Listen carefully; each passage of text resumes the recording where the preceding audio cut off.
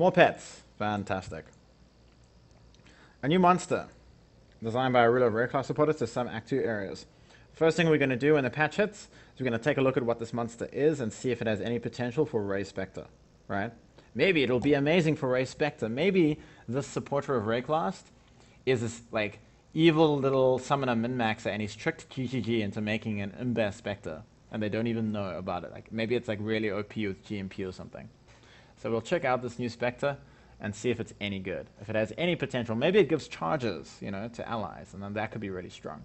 Either way, we're going to we're going to check out this new monster, and we're going to check out this new monster to see if it can kill us in hardcore, right? We need to be careful, because it's a new monster that can appear in maps.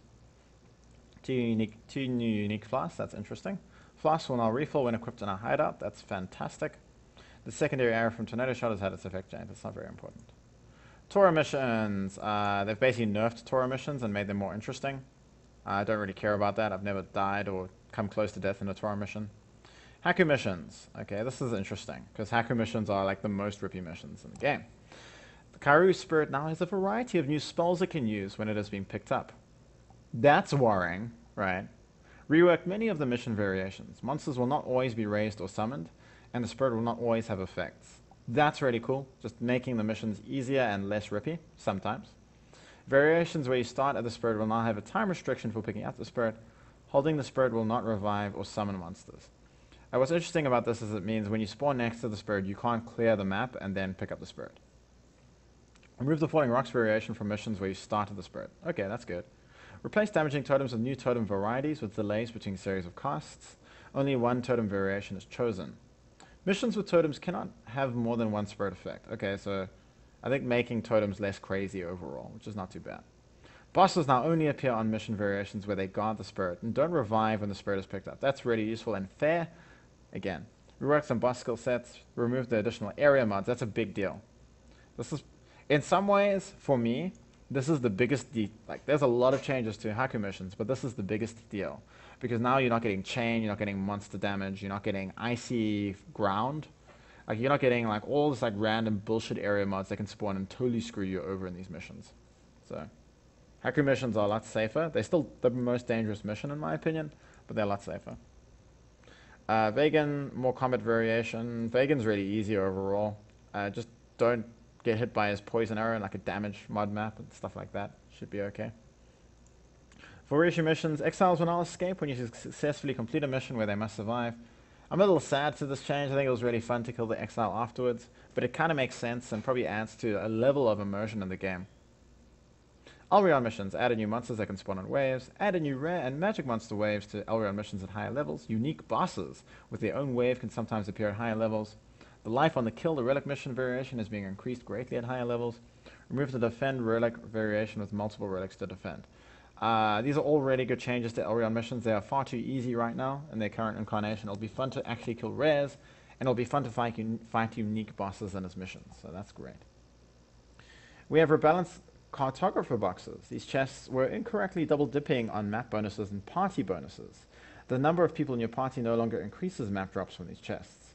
We've also reduced how often they appear, but significantly boosted their drops. Significantly. GGG never mess around with the word significant. Solo players will notice a substantial boost to drops from these strong boxes, while parties will no longer receive too many maps. I really like this change. I know some people have been complaining about it, but they've basically buffed cartographers a lot because they're significantly stronger, so it's going to feel very special and exciting when you find one. And one of the best things about this game is special and exciting moments. So keeping things rare and interesting. I know this is going to add a lot of variance to mapping, but I think this is a great change. It's going to be fun and exciting to find cartographers, and it is going to give a use for Chaos Orbs, because you're going to chaos the fuck out of cartographer boxes. Maybe, hell, maybe they're so OP now you can justify exalting them. Probably not. But either way, it's going to be cool. There's a big buff to Herald of Ice. Herald of Ice, the shattering damage area of effect radius is being increased by 20%. The damage on shatter is being increased by 10%. Hell, you can maybe make an Ice Spear Herald of Ice build now and just kill stuff. Who knows? But this is going to be interesting. Interesting specs are going to come from this. Reduce the number of guest monsters relative to signature monsters that can appear in several areas. Nothing big. The rarity, ooh, crafting. Crafting. The rarity tiers of the flat physical damage weapon mods are being adjusted. Flaring is being owned. The price of the crafting mod, which grants the ability to have multiple crafted mods, has been changed from 1 divine orb to 2 exalted orbs. Well, we've been talking about these changes basically a lot because this is changing the economy a lot and it's changing weapon crafting a lot.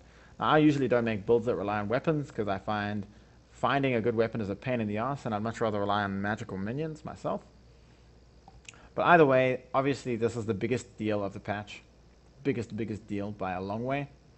And this is going to change the economy, it's going to change the game in large ways. And it's changing the economy right now because people are, of course, doing lots of things in anticipation for these changes. So I find the after effects and the unintended effects of these changes very interesting. But either way, it's going to be more difficult to craft good game weapons, and it's going to be more expensive too. And I think that's a good thing. Because it was way too easy to craft good game weapons. And this is a change that we should not forget because this is actually an interesting change. Stun threshold reduction now applies to spells and secondary damage as well as attacks. Hey guys, there now are suddenly a whole lot of interesting builds that can be potentially enabled. Stun spell builds. Oh yeah. Like imagine a stun firestorm build where you keep the mobs locked in the firestorm with stun because you stack stun reduction on the tree and like maybe with a 20% quality stun threshold reduction gem, right? Interesting possible builds that you might build around stun using things like this. So I'm excited to see what this change in the patch will hold. So, I hope that was a satisfactory answer to your question, Digital Crosser.